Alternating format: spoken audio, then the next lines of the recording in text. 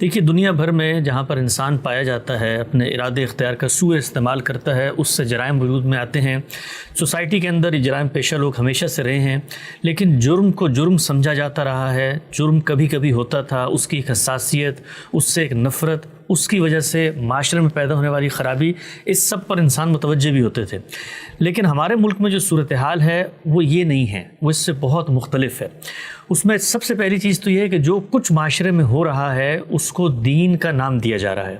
دوسرا یہ ہے کہ وہ ایک دو دفعہ نہیں ہوا، وہ لگاتار متواتر ہوتا چلا جا رہا ہے۔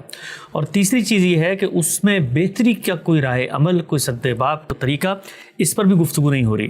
تو ابتدا میں تو یہ ہوتا تھا، سیالکوٹ کا سانحہ ہوا، گجرانوالہ کے اندر معاملہ ہوا، جڑانوالہ کے اندر معاملہ ہوا، لاہور میں ہوا، مسیحی برادری کے ساتھ توبہ ٹیک سنگھ میں، ہر جگہ پہ ہم سنتے تھے، دل خون کے آنسو ہوتا تھا، سر شرم سے جھک جاتا تھا۔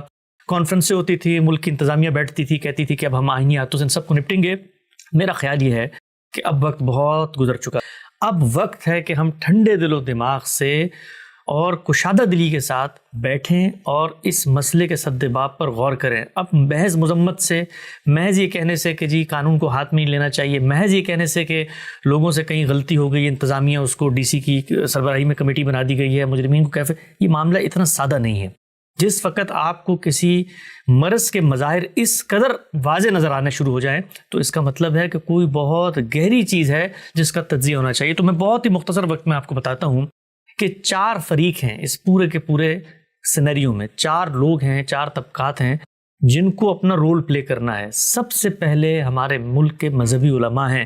میں کسی عالم پر کسی واقعے کا نام لے کر کوئی الزام تراشی، کسی طبقے کو متون ٹھہرانا، اس بحث میں جانا نہیں چاہتا۔ میں صرف یہ عرض کرنا چاہتا ہوں کہ یہ وقت ہے کہ قومی سطح پر ہم متحد ہوں اور تمام طبقات آ کر سر جوڑ کر بیٹھیں، پوائنٹ سکورنگ کے بجائے، اس کے بجائے کہ کوئی آواز مغرب سے اٹھ رہی ہے، مشرق سے اٹھ رہی ہے، کہنے والا کیا کہہ رہا ہے، غور کریں کہ یہ ہمارا ملک ہے، اس کے اندر ہم نے جینا ہے اور یہاں پر کچھ تو خون کا بازار گرم ہوا ہے، جو کچھ درندگی اور صفحات یہاں پہ نظر آ رہی ہے۔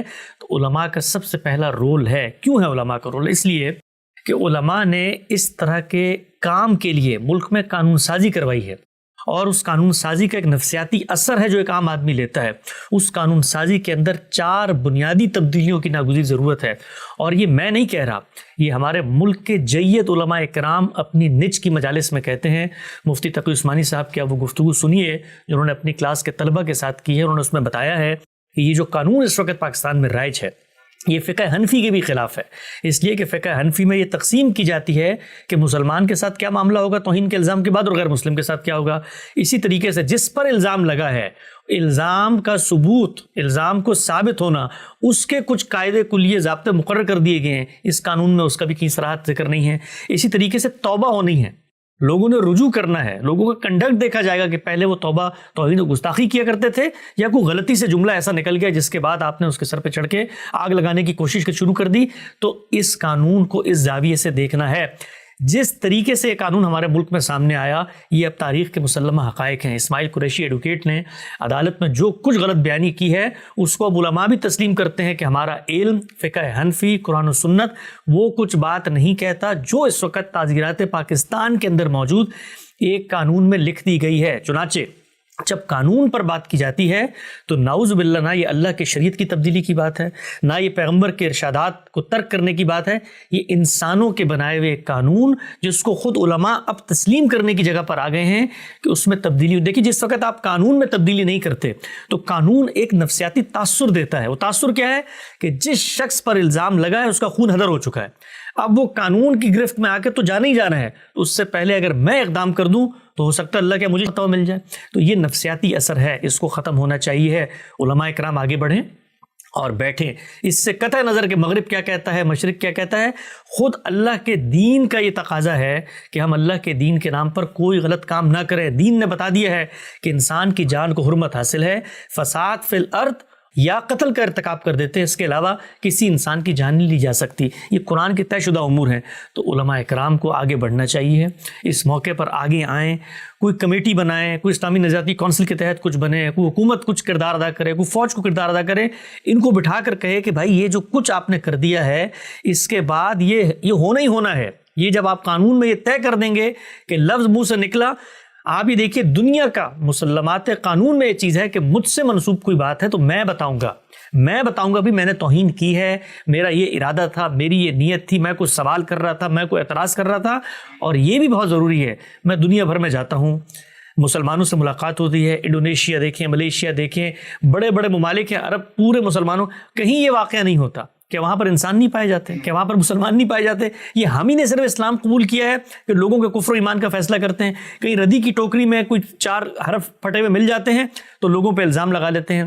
آپ یہ دیکھیے اس وقت بھی یہ مسلمانوں کے لیے اتنی شرمندگی کی بات ہے عالمی سطح پہ کہ 100 لوگ ان الزامات کی پاداش میں جیل کی کال کوٹریوں میں پڑے ہوئے ہیں, اور وہ جھولیاں اٹھا اٹھا کر اس امت کے مذہبی طبقات کے لیے بد دعائیں کر رہے ہیں کہ ہم لوگوں کے اوپر محض ایک الزام لگا دیا, نہ ہم سے ہمارا بیان لیا, نہ اس کی تصدیق کی گئی, نہ تزکیۃ الشہود, کچھ بھی نہیں ہوا, اور ہمیں اٹھا کے پھینک دیا گیا.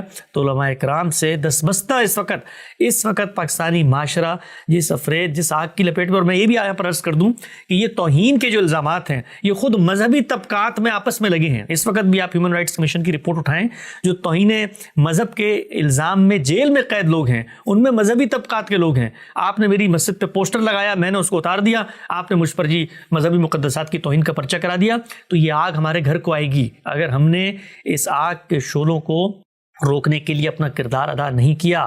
میں اگر سوختہ سامہ ہوں تو یہ روز زیاں خود دکھایا ہے میرے گھر کے چراغاں نے مجھے.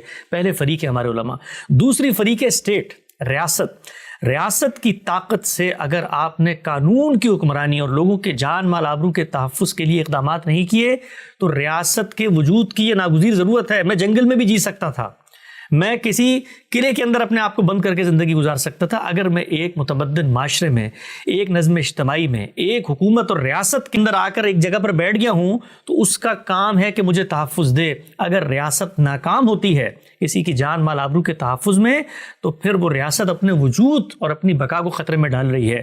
تو ہماری ریاست یہ واقعہ ہے اور یہ سچی حقیقت ہے, کسی پر کوئی الزام نہیں ہے, لیکن ان مذہبی طبقات سے گفتگو کرتے وقت, ان کو قائل کرتے وقت, ان کو آمادہ کرتے وقت اور مذہبی جرائم پر اقدامات کرتے وقت ڈرتی ہے, خوف کھاتی ہے. ریاست کیا ہے, 4 سال کی حکومتیں آئی ہیں, انہوں نے ریاست کی مشینری کو اپنا غلام بنایا ہوتا ہے, پولیس ان کے تحت ہوتی ہے, کوئی آزادی سے کام نہیں ہوتا, ووٹ لینے واپس الیکشن کے لیے آپ کو حلقوں میں جانا ہوتا ہے. آپ مذہبی علماء سے بگاڑنا نہیں چاہتے, اس قانون پہ بات نہیں کرنا چاہتے, اس طرح کے واقعات کو دباتے ہیں اور آگے بڑھ جاتے ہیں. بھائی یہ ہماری ریاست تھی نا, جس وقت اس نے اپنے لیے خطرہ محسوس کیا تو رد فساد کیا, ضرب اسب کیا. وہی لوگ جن کو ہم ماتھے کا جھومر بنا کے اپنے ایوانوں میں بٹھاتے تھے کہ تو ریاست کی جنگ لڑ رہے ہیں, جب ہمیں اندازہ ہو گیا کہ فسادی ہیں تو پھر ہم نے گاجر مولی کی طرح ان کو کاٹا نا, ان کے تارو پود بکھیر دیے. تو یہ فرض ہے ریاست کا. ریاست کی طاقت اتنی زیادہ ہوتی ہے کہ اس کے آگے یہ طبقات ٹک نہیں سکتے. ایک واقعہ تھا, اگر اس کے بعد اس سطح کا عبرتناک نتیجہ دنیا کو دکھایا جاتا کہ دوبارہ کسی نے پتھر ہاتھ میں اٹھایا, دوبارہ کسی نے کسی پہ الزام لگایا تو اس کو عبرتناک طریقے سے قتل کر دیا جائے گا. یہ فساد فی الارض ہے, اور فساد فی الارض کی سزا دین نے مقرر کر دی ہے. تو دوسری ذمہ داری ریاست کی ہے. ہماری ریاست انتہائی معذرت کے ساتھ وقتی مفادات کی خاطر, وقتی مفادات, حکومتوں کو گرانے چڑھانے کی خاطر اس طرح کے الزامات کا سہارا لیتی ہے. اور وہ طبقات, ان کو اندازہ نہیں ہوتا کہ آج ہم ایک چھوٹا سا مقصد اس سے حاصل کر رہے ہیں, کل یہ فریب بن کے ہمارے سروں پر, ہماری سوسائٹی پر سوار ہو جائے گا. ہم لوگ فیض آباد کے دھرنے کے لوگوں کو واپس بھیجنے کے لیے لفافے دیتے ہیں کہ جاؤ, وہ مجرمین تھے, انہوں نے کیسے کسی پہ الزام لگا دیا توہین کا, کیسے یہ ریاست کو یرغمال بنا دیا. قانون سازی ہونی ہے تو پارلیمنٹ میں ہونی ہے, اس کا ایک طریقہ ہے. یہ نہیں ہو سکتا کہ آپ پریشر گروپس بنا کر اور جتھے بنا کر لوگوں کے اوپر حملہ آور ہو جائیں. تو اسٹیٹ ناکام ہوئی ہے. اس وقت بھی اسٹیٹ کے پاس اتنی طاقت نہیں ہے کہ وہ کم سے کم لوگوں کو یہ کہہ سکے کہ بھائی یہ جو کام آپ کر رہے ہو یہ غلط ہے, روکنا تو دور کی بات ہے, کہنے کی طاقت نہیں ہے. اسٹیٹ ایسے موقف کو پیش نہیں کرنا چاہتی, آپ سرکاری ٹیلی ویژن پہ بات بھی نہیں کر سکتے. تو دوسرا طبقہ ہماری اسٹیٹ کا ہے. تیسری ہماری عدلیہ ہے. عدلیہ کا کام انصاف دینا ہے. وہ خوف کے نحاب کے اندر نہیں جی سکتی. اس کا کام ہے کہ اگر وہ انصاف نہیں دے سکتی تو اپنی مسند سے نیچے اتر آئے. روز قیامت بھی وہ اللہ کو جواب دہ ہوگی اور اس دنیا کے اندر بھی وہ قوم کو جواب دہ ہے. ہمارے ہاں کیسز جب عدالتوں میں جاتے ہیں ہمارے جج ڈرتے ہیں. یہ واقعہ ہے. میں پوچھنا چاہتا ہوں کہ ہمارے ملک کے اندر ممتاز قادری تھے جنہوں نے یہ جرم کا ارتکاب کیا, جن کو سزائے موت دی عدالت نے. وہ جج کہاں ہیں جنہوں نے سزائے موت دی؟ یہ جتنے واقعات ہیں, جج کیس لیتے ہوئے ڈرتے ہیں, وکیل کیس لیتے ہوئے ڈرتے ہیں. وکیل کیس لے دیتے ہیں تو وکلاء کو عدالتوں کی راہداریوں میں مار دیا جاتا ہے. انصاف نہیں ہوتا, ملزم کو پولیس والے مار دیتے ہیں. عدلیہ کی ذمہ داری ہے ان کیسوں کو 2 ہفتوں میں نمٹائیں. یہ جو بیچارے الزام کی پاداش میں بیٹھے ہوئے ہیں جیلوں کے اندر, 2 ہفتے ہونا چاہیے, 2 منٹ کا کام ہے. آپ بندے کو بلائیں گے, اس سے پوچھیں گے تم پر یہ الزام ہے, کیا تم اس الزام کو قبول کرتے ہو؟ وہ کہتا نہیں قبول کرتا. آپ کے پاس شواہد ہیں, آپ پیش کریں. وہ انکار کرتا ہے, فورینزک ہوگا, وہ اس جگہ پر آتا ہے جی غلطی ہو گئی, توبہ کرتا ہوں, رجوع کرتا ہوں, معاملہ ختم ہوگا. قانون کی سطح پہ عدالت سے باعزت بری ہونے چاہیے وہ لوگ جن پر الزام لگے ہیں. وہ کال کوٹریوں میں پڑے ہوئے ہیں, اس سے بہتر ہے ان کو مار دیں, ان کو سزائے موت دے دیں, بجائے 15-15 سال اپنی فیملی اور اپنے بچوں سے دور سسک کے زندگی کو وہاں گزار رہے ہیں. تو عدلیہ بھی ناکام ہوئی ہے.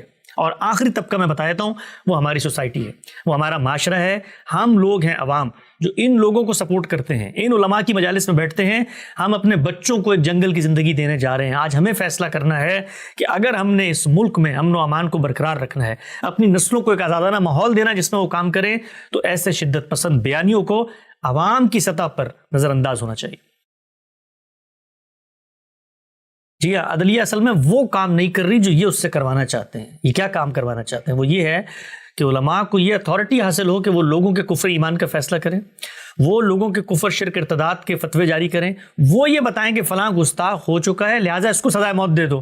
اب عدلیہ اگر اس میں لیت و لال سے کام لیتی ہے, آپ جائیں کبھی عدالتوں میں جائیں, وہ کلا کے ساتھ بیٹھیں, تو آپ کو معلوم ہوگا کہ جس وقت کیس کو لٹکانا ہو اور پتہ ہو کہ اس کے یہ ظاہر سامنے آ جائیں گے, تو آپ طول دیتے ہیں. آپ کو پتہ ہے کہ یہ سزا نہیں ہونی چاہیے, لیکن اگر انکار کرتے ہیں تو خود مارے جاتے ہیں, اور لکھ دیتے ہیں تو قانون کی خلاف ورزی ہوتی ہے. تو اب علماء کہتے ہیں عدلیہ فی الفور جن پر الزام لگے اس اصول پر تو ذرا اٹھائیے علماء کی کتابیں. یعنی ہمارے دیوبندی طبقات کے اوپر بریلوی علماء نے کتابیں لکھ کے تکفیر کی ہوئی ہے کہ یہ گستاخ رسول ہے, نعوذ باللہ, یہ مذہب کی توہین کرتے ہیں, احانت کرتے ہیں. تو اس معاملے میں کہاں لے جانا چاہتے ہیں معاشرے کو آپ؟ یعنی علماء یہ کہتے ہیں عدالتیں فیصلہ نہیں کرتی.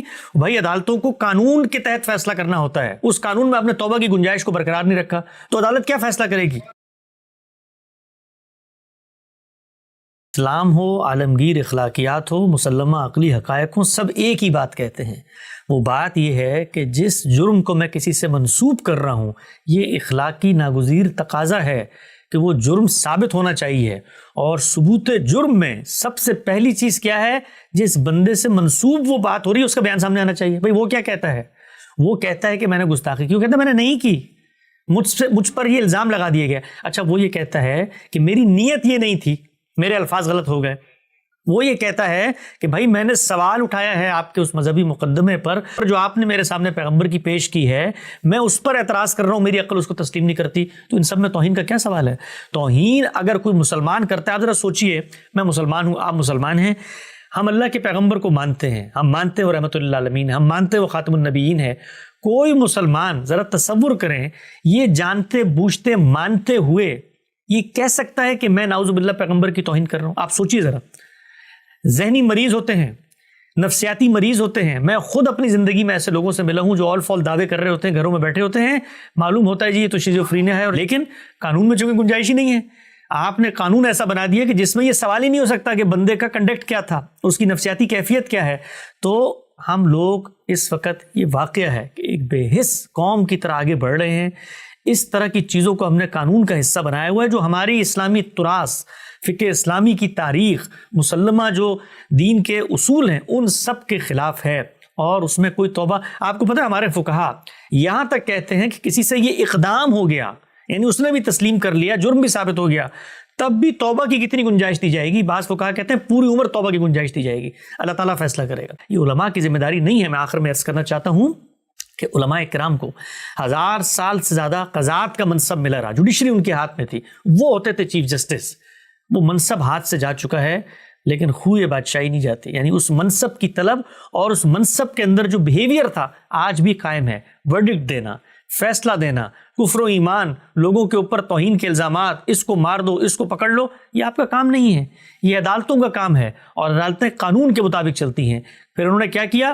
قانون پر اثر انداز ہوئے اور قانون سازی ایسی کروا دی کہ جس کے ذریعے سے آزادانہ عدالتیں فیصلہ نہیں کر سکتی. یہ بات آج سے 10 سال پہلے بھی ہم کرتے تھے.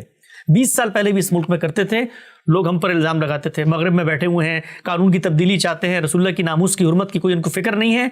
आप ज़रा मुझे बताइए, ये जो कुछ हुआ है इससे अल्लाह के रसूल की नामूस को दुनिया में हमने परवान चढ़ाया है, ये दुनिया को ये पैगाम दिया है कि हम ऐसे वहशी दरिंदे हैं कि हमारे पैगम्बर के बारे में तुम गुफ्तगू भी करो तो हम इल्ज़ाम लगा के तुम्हें आग से जला देंगे। जी हाँ, वो जो अमन के मज़ाहिर हैं वो तो आपके सामने हैं।